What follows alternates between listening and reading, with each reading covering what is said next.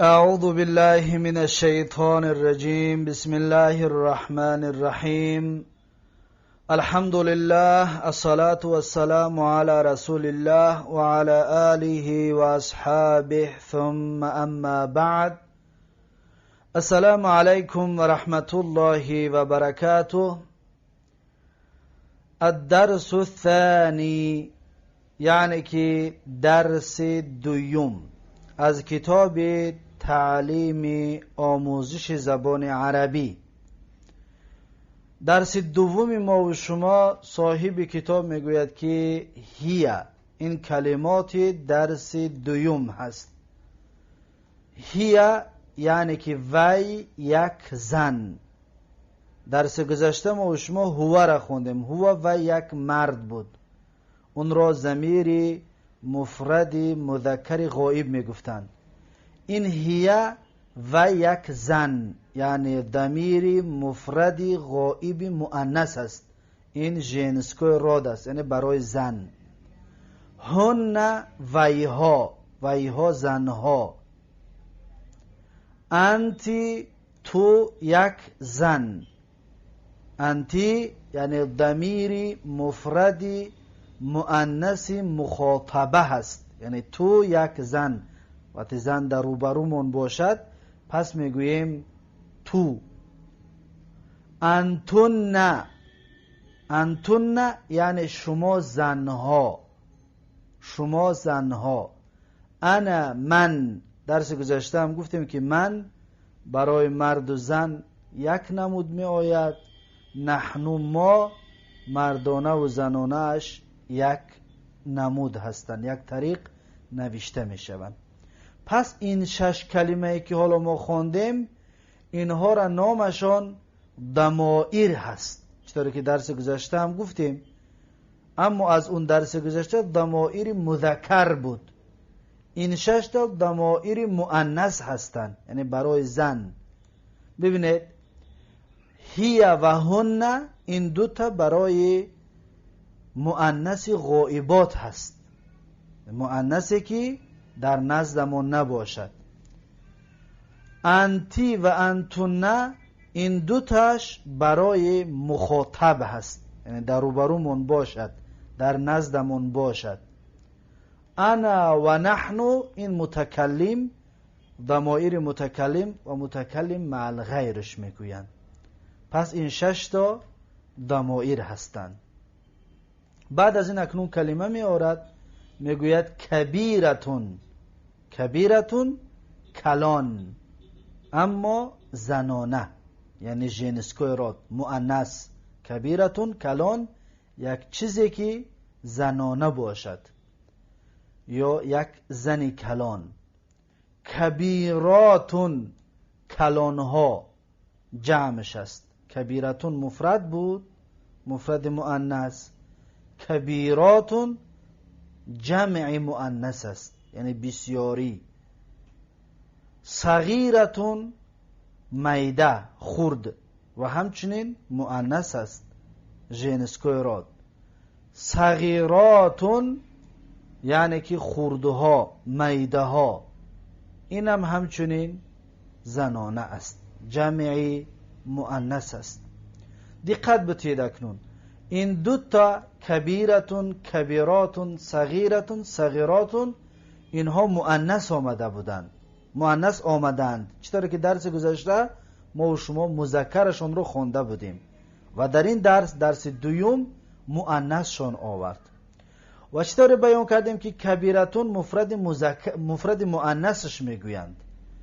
کبیراتون جمعی مؤنث است، جمع مؤنث. اما این جمع رو در زبان عربی جمع مؤنث سالمش میگویند. جمع مؤنث سالم. جمع مؤنث سالم همین است که ما در آخرش که این یک ت است، کبیرتون، این ت مؤنثش میگویند. این رو، این ت را میگیریم، در جای ت یک الف رو با ت همراه میکنیم. ببینید الف و تا، پس میشود کبیراتون و نامش میشود جمعی مؤنث سالم. جمعی مؤنث سالم. صغیرتون و جمعش صغیراتون. در این جمع همین کار کردیم، الف و تا همراه کردیم شد جمع مؤنث سالم. پس این کلمه ها برای حفظ هستند، کلمه های نو، اما همه اشان مؤنث است برای زنها، مگر اینکه انا، نحنو، اینها مذکر و مؤنثشون یک نمود هستند و یک خیل هستند، چطوری که بیان کردیم. اکنون میگذاریم به حوار. در حوار صاحب کتاب میگوید که هی کبیرتون. ببینید هی کبیرتون یعنی وی زن کلان هست. هی مبتدا، کبیرتون خبر، همچنین تا به آخر مبتدا و خبر هستن، چطوری درس گذشته هم گفتیم. هی وی، کبیرتون کلان. در مبتدا و خبر ما گفتیم کلمه است را در ترجمه همراه میکنیم. پس میگیم که هی کبیرتون، وی کلان است.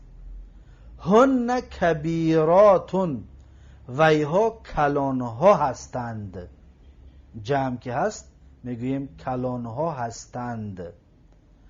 انتی صغیرتون، تو خرد هستی، تو میده هستی. چطور میدونیم که اینها زنانه هستند؟ تو میده هستی، تو خرد هستی.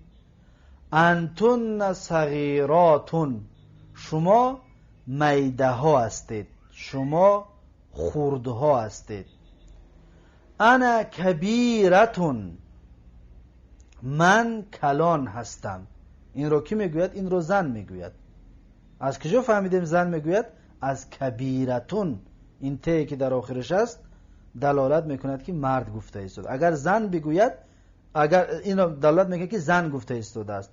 اگر مرد بگوید میگوید که انا کبیرون، این ته را همراه نمیکند، زیرا که این ته علامت مؤنث بودن است. پس انا کبیرتون، من کلان هستم. این را کی گفت؟ این را زن میگوید. این طور. نحنو کبیراتون، ما کلان ها هستیم. ببینید نحنو کبیراتون، ما کلان ها هستیم. کبیراتون همچنین زنانه است. از این حساب میگیم نحنو، ما، این را کی گفته ایستاده؟ زنها گفته ایستادن. اگر مردها بگوید میگوید نحنو کبارون، چطوری که درس گذشته بیان کردیم. بعد از این میگوید که هی صغیرتون، وی خرد است، وی میده است. هن صغیراتون، ویها خردها هستند، ویها میده ها هستند. انتی کبیرتون، تو زن کلان هستی، تو زن کلان هستی. انتن کبیراتون، شما زنها کلانها هستید، شما زنها کلانها هستید. انا صغیرتون، من خرد هستم، من میده هستم. این را هم همچنین ما دانستیم که زن میگوید این طور. چرا؟ زیرا که در آخر صغیرتون ت دارد. صغیرتون یعنی زن گفته ایستاده است. اگر مرد بگوید میگوید که انا صغیرون، من میده هستم. زن بگوید میگوید که انا صغیرتون. چطوری گفتیم انا هم برای مرد و هم برای زن استفاده برده می شود. بعد از این میگوید که نحن صغیراتون، یعنی که ما خردها هستیم، ما میده ها هستیم. این را همچنین زن میگوید. از کجا دانستیم؟ از آخر کلمه صغیرات که با الف و ت جمع شد که این جمعی مؤنثی سالم هست. پس این حوار درس دوم است. این حوار درس دوم است. بعد از حفظ کردن کلمه های نو که این کلمه های نو رو حفظ کردید، بعد این حوار رو بسیار میخونید تا اینکه در ذهنتان بماند این کلمه های زبانی عربی. پس این بود درس دوم ما و شما. در اینجا این درس رو به پایان میرسانیم و تا درس آینده یک شما رو به الله تبارک و تعالی میسپارم. بارک الله فیکم و السلام علیکم و رحمت الله و برکاته.